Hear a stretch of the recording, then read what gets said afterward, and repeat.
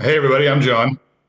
And I'm Natalie, and we are American Tifosi. On this podcast, we talk about everything Formula One, drama on the track, drama off the track. We're talking about it all here today. And this one we're talking about Jeddah's Saudi Arabian GP review. Natalie, what was your lasting memory? My lasting memory from this race, I'm gonna have to say it's the Williams 8-9. I know really that's only midfield, but I'm proud of those boys this week. I really am. Yeah, I don't disagree. I That was my bold prediction that they would pass Haas. So spoiler alert, I got that came in. I'm happy to see it. I want to unpack that a little bit more, maybe a little bit later, but that was Yeah. kind of one of my lasting memories too. Specifically Carlos kind of towing Albon around. Mm-hmm. I think my lasting memory was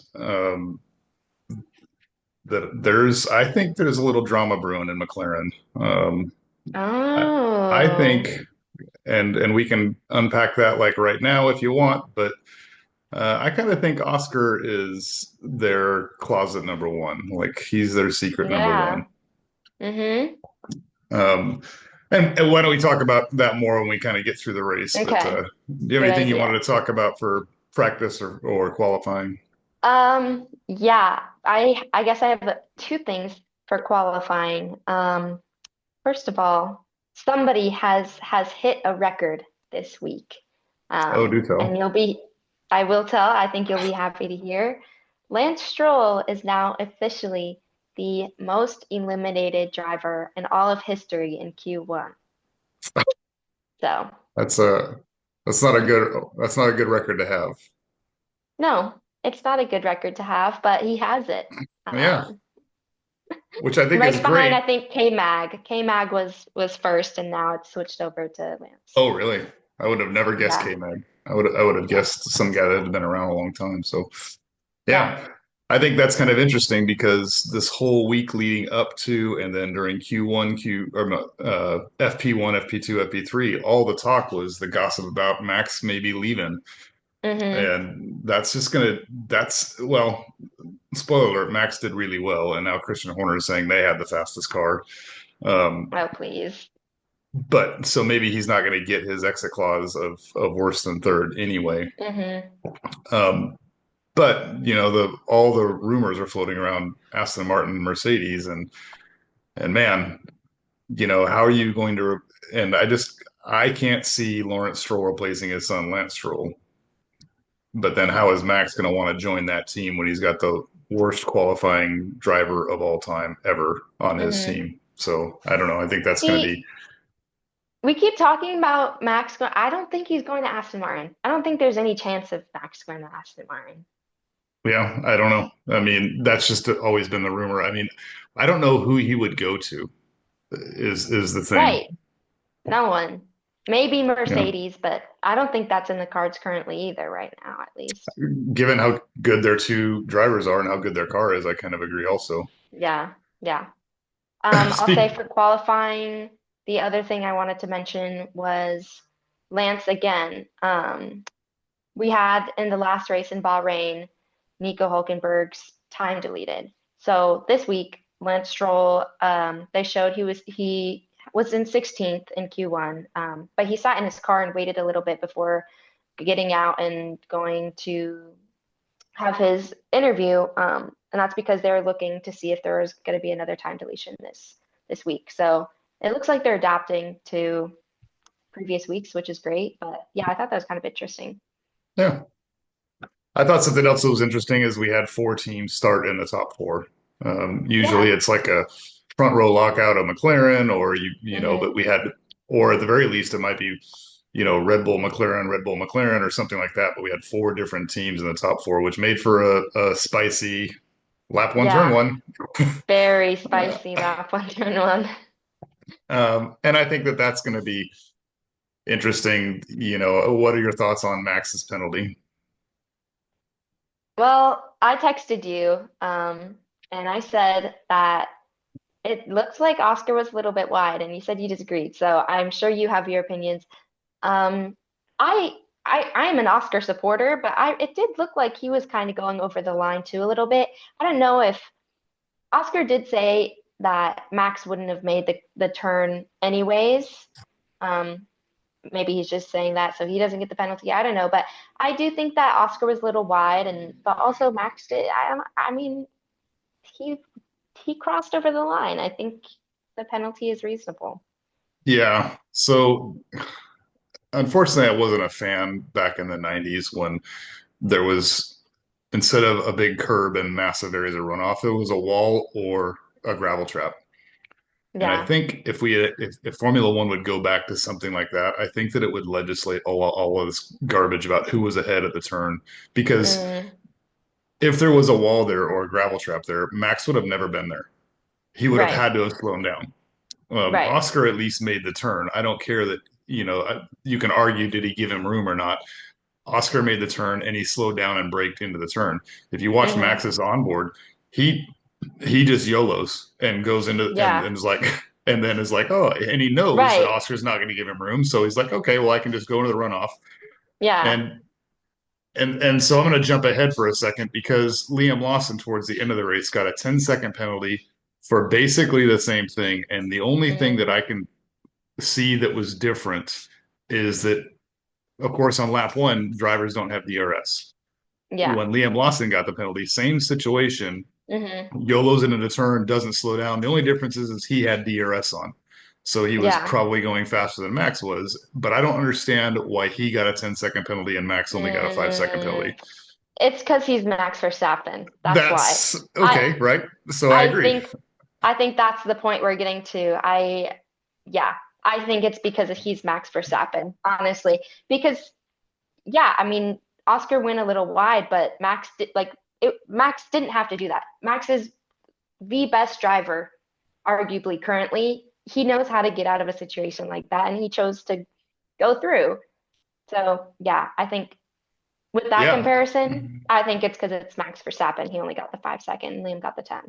I totally agree with you. And I think that the person that whines the loudest is the person that's going to get, the squeaky wheel gets the grease. And Max has demonstrated, at least in the 5 or 6 years that I've been a fan, that he's the squeakiest wheel. He's Yeah, also, yeah, he deserves a little bit of credit because he's pretty savvy. Last race and yeah. was it Bahrain? Was that? Yeah, Bahrain. like Yep. he was the one that called out Lando for starting incorrectly. Yep. Like, he Hmm. doesn't miss anything. And for Yeah. that reason, I think he knows I'm going to force the stewards to make a Hmm. decision. I'm going to go wide on lap one, turn one, where in the rules it says lap one, turn one should be more forgiving. And maybe Mm. that's also the reason he got the 5-second penalty Yeah. instead of, Yeah. but I think mostly it's because it's Max. And then it could also be, hey, it's Liam, and the stewards are like, hey, let's see if Liam's going to actually complain about this, Yeah. or anybody Right. else if it was say Doohan or another Hmm. rookie or younger driver. So I don't know. I Yeah. thought that was weird. Do you think if Max had kept it, do you think he would have won? Mm. Like if he didn't go off that first turn. Well, or if he didn't get, or if he'd have given the position back right away, which is if you would have done that, it would have been a lot tighter race probably. Yeah, I think honestly it probably would have been better for him to just give back the position because I think that he would have lost less time just giving back the position than the 5 seconds he had to wait in his pit. I agree. Um, I will say that Max is not. If you give back the position, you in some way are admitting guilt, and Max Yeah. is never going to admit guilt. So I mean, I Yeah. think it's a question that's never going to have an answer because Max is never going to Hmm. give back the position unless he's told to, Right. and even then he's going to do it while whining. Hmm. So I thought it was interesting that the announcers in the pre-race and throughout the race week stuff was kind of talking about Aston Martin have already kind of mailed it in, which is something that I had hinted at last week that this race is gonna we might see cars start to mail it in, and Hmm. I'm gonna get into this a little bit when we talk about the goat and donkey of the race, but I despite all of my vitriol for Lance Stroll, I do like Fernando Alonso. And I really hope that Aston Martin doesn't mail it in. Although Yeah. from this, if you look at this race, it kind of looks like they might have. Yeah, absolutely. But to your point, Williams. you got we had Williams finishing 8-9 and Mm-hmm. holding off Isaac Hadjar for 10th. Yes. Yep. And Isaac Hadjar had a hell of a good race. Um, Yeah. but I was trying to do a little bit of research and I couldn't find it. And maybe this tells me how little I actually know about Formula One because I remember I think it was last year where Carlos Sainz was helping Charles Leclerc along, and I don't remember which track, but it was something to the but he was doing basically what he did for Albon this race. Yeah. Mm-hmm. Um, and even the announcers on this past race said that Carlos is kind of the best at doing this, and I thought that it was really clutch the way he was keeping Albon in DRS because Hadjar had DRS and Albon, so Right. um, but he was also towards the end of the race, he was like, "Hey, I'm pretty fast," and I don't know if you noticed at the final lap, he's like, "All right, good luck," and he just screamed off, and I was like, "Oh yeah." So I wonder. I mean, some things I wonder is if Carlos wasn't pulling Albon along, would Hadjar have Mm-hmm. gotten Albon? Mm. And if Carlos wasn't pulling Albon along, would Carlos have gotten up to whoever was in seventh? Who was that? That was it Antonelli? I think it Was was it? Antonelli. Yeah. Okay. I mean, Um, I don't know if he's fast enough to catch Antonelli. this is all speculation, but I would like to think, sure. I mean, I definitely I think Carlos has the capability of doing that, and it seems like the Williams were fast. I know that they were, I think at one point they were a little higher here and there throughout the race, but yeah, Well, Carlos qualified I mean, sixth. right. So yeah, absolutely. I think he could have. I mean, we don't know the conditions of, we're not professionals, but Yeah, I would yeah. say It's yes I because mean, he was holding himself back for Albon. So, but yeah. I think that teamwork was better to see than honestly. I would have preferred seeing that than, I mean, seeing Carlos a little further ahead. I think that was great I totally agree. And working. at the time before Lawson had got the penalty to drop him down, to, I think he finished in 10th. Hmm. Yeah, I mean, but Lawson was right behind Hadjar too. But then he got the penalty. That's what it was. So yeah, Right. because um, that put Fernando in 11th and Lawson finished in 12th. So that's what it was. So yeah.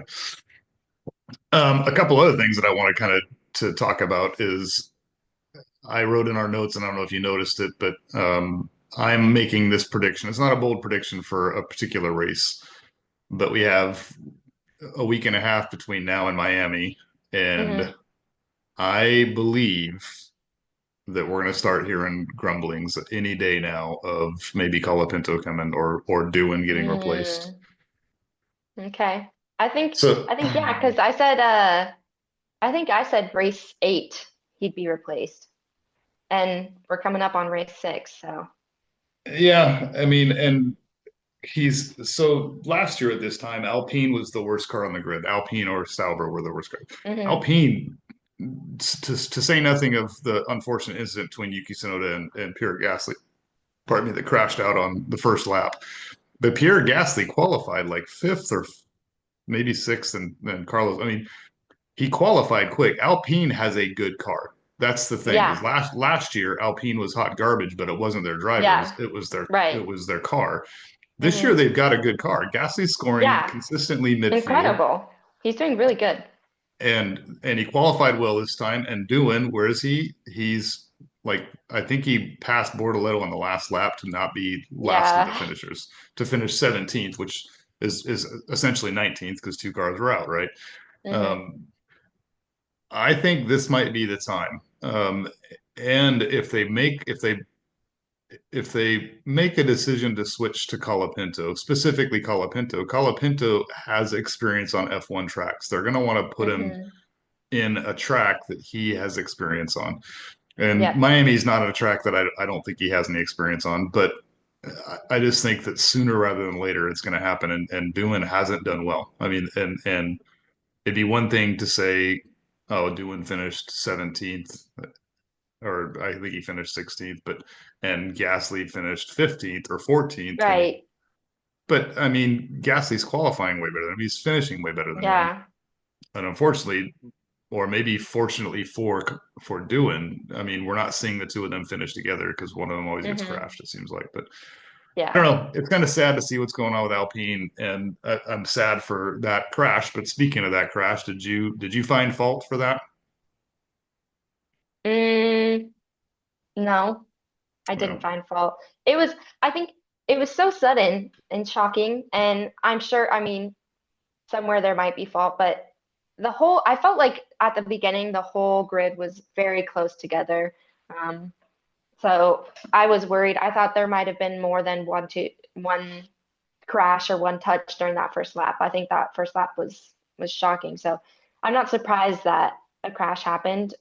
I'm not sure about any blame though. Do you think No, I is there don't. blame in there? Usually, I mean, I'm always looking to assign blame to see like who I should feel bad for and who I should not feel pity for. Yuki has in the interviews taken the blame, but I mean, Okay. there was no penalty given. There was, Right. and like I already said, it's pretty explicit in the rules that they're going to let the drivers have a little bit more latitude, particularly on lap one, Mm-hmm. particularly on tracks that are hard to pass. Um, I was, I mean, speaking of that was a safety car, but I'm kind of surprised that there wasn't another safety car. Just given the history of Jeddah, this is the fifth Yeah. race that they've had so many, and I think this is a great opportunity to segue into our weekly segment of Ferrari's pit strategy. And I don't have anything bad to say. That's crazy. Yeah. Um, I didn't see anything bad either. And speaking of pits, I think that Red Bull, I think they also went pretty good too. yeah. Unfortunately, I do kind I was hoping Well, they only had one maybe car. it's gonna be a yeah, true. There's not much room for mistake there. But yeah, I don't think Ferrari did bad at all with that. I liked their strategy. They left Leclerc out long on mediums. Of course, Yeah. McLaren had left Lando out because he started on hards. Yeah. Hmm. I was surprised that Leclerc, and that's kind of why, as a Ferrari fan and as American Tifosi, I was hoping for another safety car. I mean, I think that's why I Yeah. mean, sorry, that's why Charles was staying out so long. Is like if we get Hmm. one more safety car, Yeah. Charles Leclerc had already proven that he had a really good car. Hmm. Um, so I Yeah. don't know. And then, pit strategy, I don't really have any notes about anybody's having poor pit strategy. Yeah. McLaren didn't have great pits. In fact, if you notice Mm. that Max had the 5-second penalty, and Yeah. then when Oscar came into pit, he had a 3.4, I think. And Hmm. so essentially, Max only had a 4-second penalty because Yeah. the Red Bulls were a second faster in the pit Hmm. lane than McLaren was. But Yeah. I don't know. I have two other kind of things that I want to talk about, and one of the big things that was pre-race, so we should have maybe brought it up before, was James Vowles, my favorite principal. He had a He's becoming my favorite principal. I'm loving yeah, everything that they're doing. I know that you're not on online as much as I am, but really they're doing really great team stuff. I'm loving yeah. James.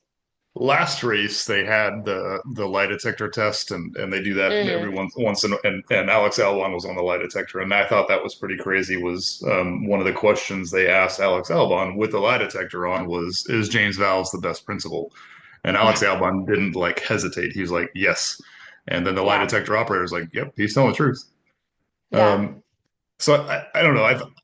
But he had a interview in the pre-race on the. I don't know when the interview actually took place, but they showed it during the pre-race, and Hmm. I've got the link here. But basically, um, Pease said something to the effect of, "We're not that focused on 2025. We're more focused on the future," Okay.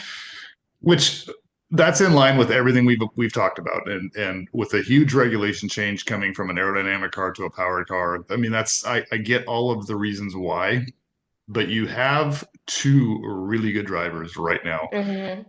and if let's say Yuki doesn't do well, Yeah. or Yuki doesn't, and no one believes that Yuki's staying with Red Bull next year because Red Bull's leaving Honda, so that Right. sponsor is not there. So Albon, Carlos Sainz, whatever might jump ship to Hmm. so to Red Bull, and that also might. I mean, this is a long loopy story connecting the dots, but Max Verstappen might want to stick around if he has a good driver, a second driver. Right. And so I think that Williams might be making a mistake, at least by openly saying, "Hey, we're focused on the future," because you don't know how long you have those drivers. Hmm. That's fair. And I doubt they would take Alex Albon because Red Bull doesn't have a history of retreading, and Alex Albon is a former Red Bull Hmm. driver. But I don't know. I just think it's going to be interesting with Williams, and as a they're my second or third favorite team, but I love them. I love James Vowles. I like their drivers. I like the way they do business. It's I think that might have been the first kind of chink in the armor, or the first mistake that I've really seen James Vowles make. I think that I'm not sure. I feel like you're right. Carlos, I mean, there's a chance Carlos goes to Red Bull next year, but from what it seems like, Williams seems like to be a very tight-knit team right now. It seems like Carlos and Alex really want to make it work at Williams. It seems like they're putting in a lot of extra work there. So I'm not sure if they are thinking about jumping ship at all, but from right now, it seems like they're invested.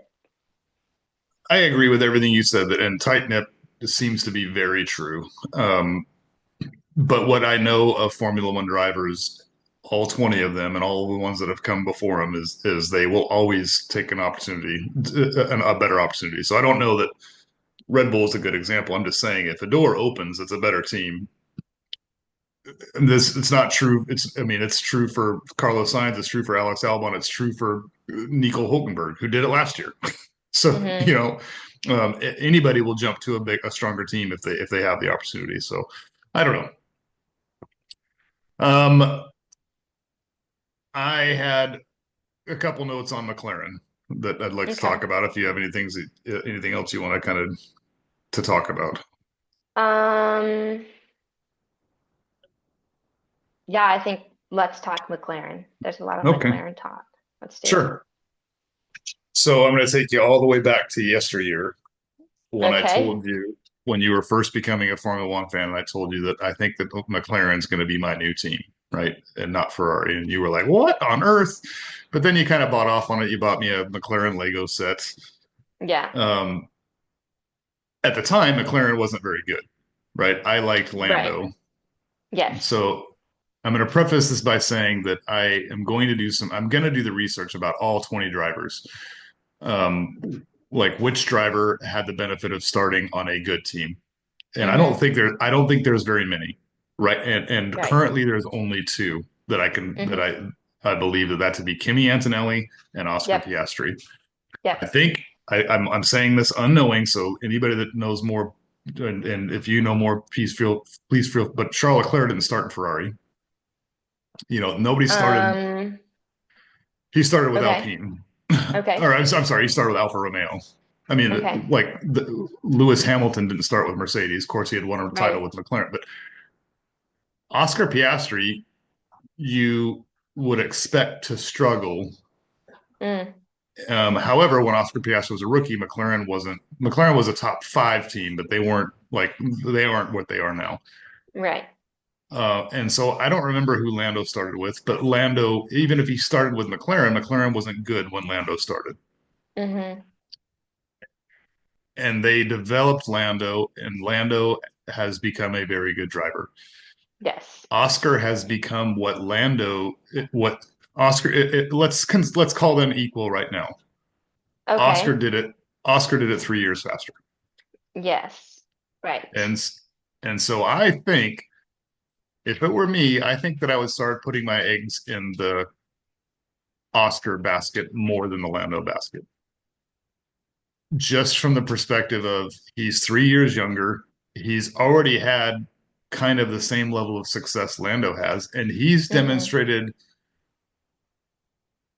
that he doesn't slip. Everybody's going to slip up except maybe Max, Yeah. but I'm sorry, Lando has these little micro brain farts. He did it in Hmm. qualifying, and crashes. Oscar doesn't, Right.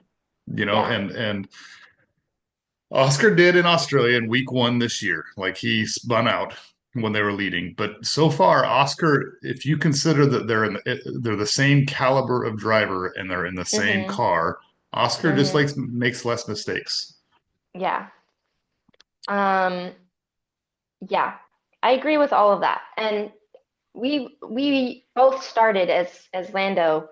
For sure. I won't say that I was an Oscar fan from the beginning because I wasn't. I didn't not like him, but I was more of a Lando fan. But this season is just like really proving like I think his level-headedness and like just how comfortable and calm he is in like in all situations he's in, like it's very impressive. They're both great drivers, but like you said, like Oscar doesn't really make mistakes, and if he does, he is able to pull himself out of them. Like in Australia, they thought he was out and he wasn't. He was able to pull through. Yeah. So yeah, I don't know. I think he has that really good level-headedness quality that you need in Formula One because there's going to be problems and there's going to be mistakes and there's going to be things you need to avoid. And I think he's really good at that. Yeah, I think Oscar might. I know everybody at the start of the season thought Lando was the favorite for the world champion, but it might be Oscar now. Yeah. It's starting to look like it might be Oscar. And then I'm going to just say one other thing is that I've always been, I don't like to be a bandwagon jumper, and I don't like it when people are douchey. Those are Hmm. my two rules of fandom, I guess. Um, and so if you remember, Oscar was I think he was an Alpine driver. And Okay. that was a huge Drive to Survive like sequence of episodes because they're like, "Yep, we're calling him up." Oscar? And Oscar was, and Oh, Oscar's I like, thought "No, Oscar started in McLaren. he did." But Okay. he was in their system for Alpine, and he Got it. sent remember there was Monmach Schnafnauer, the principal for Alpine at the time, was like, oh yeah, we're gonna call up Oscar Piastri next year, and Oscar said, no one's ever talked to me about this. I say no. And he tweeted that out. And no one knew who Oscar Piastri was other than he was the Formula 2 champion. And then Hmm. McLaren said, oh no, we actually signed Oscar Piastri. And Daniel Ricciardo was like, wait, what? It's me and Lando are in the car. Yeah. Um, Yeah. and so that is why I just didn't want to give Oscar Piastri any love because he's the one that is responsible for Daniel Ricciardo not being in McLaren. And which is then McLaren went to V-Carb or Racing Bulls or Toro Rosso, whatever. But I don't know. I just thought that I thought it was kind of crappy the way he got done. It cost the Alpine team principal his job because Mm, there was all sorts of drama with Oscar leaving and then coming to McLaren. But as soon as he got to McLaren, McLaren was a decent team, yeah. and so that's another interesting kind of point is I had mentioned that drivers don't necessarily start on a good team. Well, Oscar started in Hmm. McLaren and then Right. became good, so maybe Oscar gets a little credit for being good. So I don't know. I'm a fan of McLaren, but I I I just kind of wonder. I know that the smart money is probably say we've got two number one drivers, Hmm. but in the history of Formula One as I know it, that hasn't worked out very well. Yeah. Mercedes Benz, got rid of Nico Rosberg when him and Lewis Hamilton were fighting. They got rid of Valtteri Hmm. Bottas when Bottas wanted it. Rubens Hmm. Bortoleto for Jensen. Like, there's a bunch of Right. drivers that thought they were number ones that Hmm. so I I don't know. think, I think for now it can still work out as the number one, but eventually one of them is going to get further ahead in the championship and one of them's going to win. And you Yeah, can't have two number one drivers at that point. So I think I agree. for now, I think they can continue this little charade of two number ones, but yeah, eventually that's going to have to change. Yeah, Zach Brown, the principal, said something to the effect, or not the principal, the owner, said something to the effect of, "Fortunately, this is not a problem we've had to deal with yet, because the two of them have never Right, been out front like racing each right. other yet." So, but I mean, we're five races in. That means there's 19 left to go. You can't tell me it's not going to happen. Absolutely. I have one other thing I wanted to talk about before we kind of do our prediction review, and that's just Okay. Ferrari. Yeah. Lewis definitely seems unhappy. Oh yeah, Um, he and does. as the Ferrari fangirl. Tell me your thoughts of that. What are they going to do about it? What are they gonna do about it? I don't know. Lewis, there's all of this hype of Lewis going to Ferrari, and I feel like he was so intense about it. He was like, I've always wanted to step into the seat and be surrounded by red. And now he's here and he's dealing with Ferrari's struggle with strategy, which we all know about. And he's he's not happy. I'm sure he imagined, winning the world championship this year with Ferrari, like and then he can retire and that. But I didn't expect that to happen, and I think he's really struggling. And Yeah. yes, I'm sure some of that is from adjusting from being in a Mercedes car to now being in a Ferrari car, but also I don't know. He just like he's getting old. Oh, yeah. And he and Ferrari isn't doing great right now.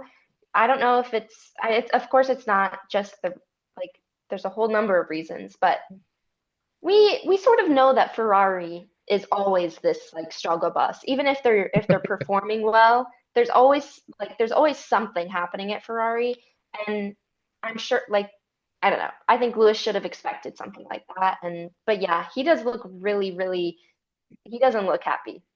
Yeah, and I just think the disparity in their point, like where they're finishing, right?